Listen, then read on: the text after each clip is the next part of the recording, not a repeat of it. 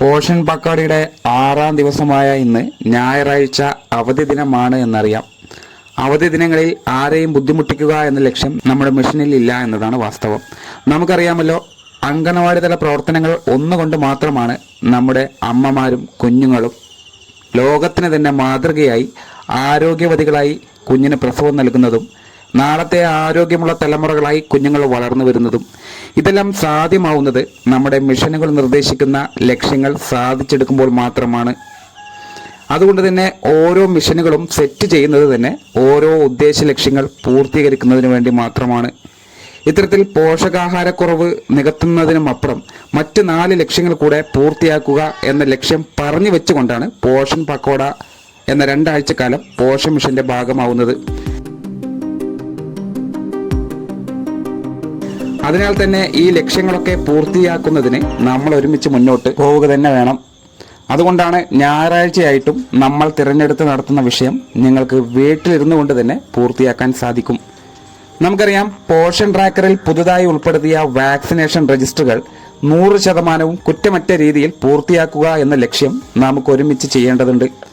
ആയത് പോഷൻ പക്കാടിയുടെ ഒരു പ്രവൃത്തിയായി കൂട്ടിച്ചേർക്കാം.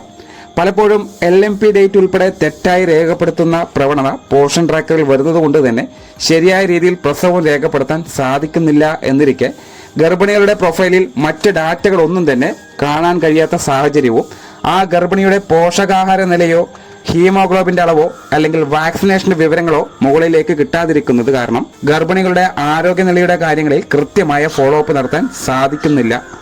ആയത് കൃത്യമാക്കുന്നതിനും പരിധിയിലെ ഓരോ ഗർഭിണികളുടെയും വാക്സിനേഷൻ വിവരങ്ങൾ ആധികാരികമായ രേഖയായ MCP കാർഡ് പരിശോധിച്ചുകൊണ്ട് മാത്രം 100% രേഖപ്പെടുത്തുക.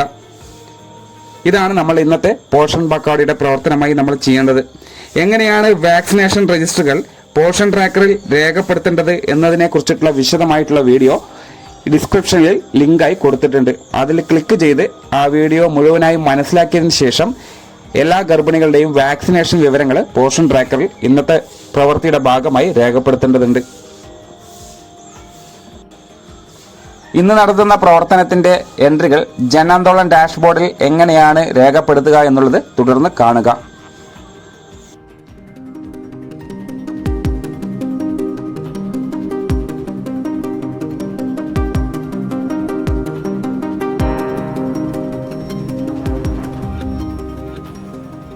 ജനാന്തോളൻ ഡാഷ്ബോർഡിലേക്ക് എൻ്റർ ചെയ്യുന്നതിന് ഒരു ലിങ്ക് ഉണ്ട്.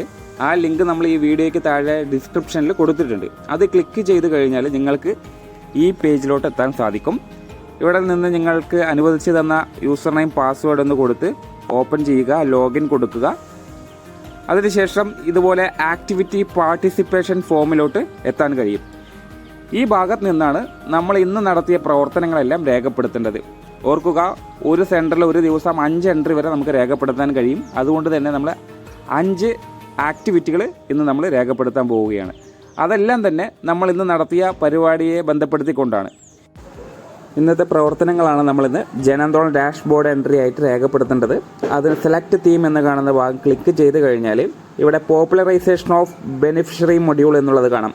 അതായത് പോഷൻ ട്രാക്കറിനെ കൂടുതൽ ജനകീയമാക്കുക എന്ന ലക്ഷ്യം നമുക്ക് പോഷൻ പക്കോടയിൽ ഉള്ളത് കൊണ്ട് തന്നെ ഈ തീമാണ് നമ്മളിവിടെ ഇന്നത്തെ പ്രവർത്തനത്തിൻ്റെ ഭാഗമായിട്ട് സെലക്ട് ചെയ്യേണ്ടത്.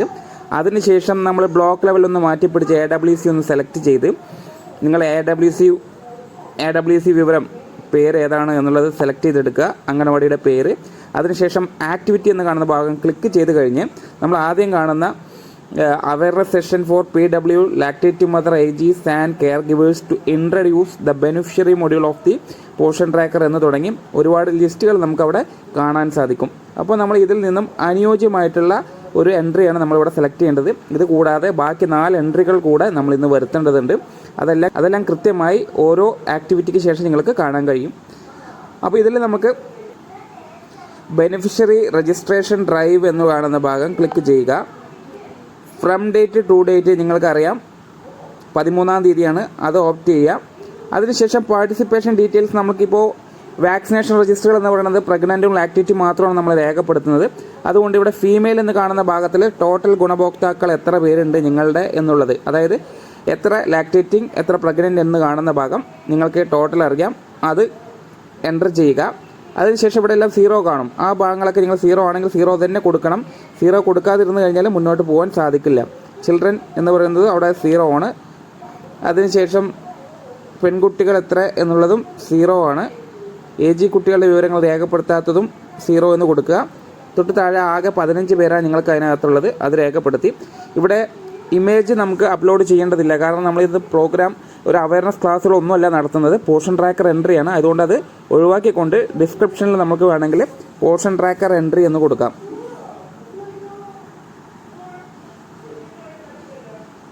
അതിനുശേഷം താഴെ കാണുന്ന സബ്മിറ്റ് ബട്ടൺ ഒന്ന് ക്ലിക്ക് ചെയ്യുക.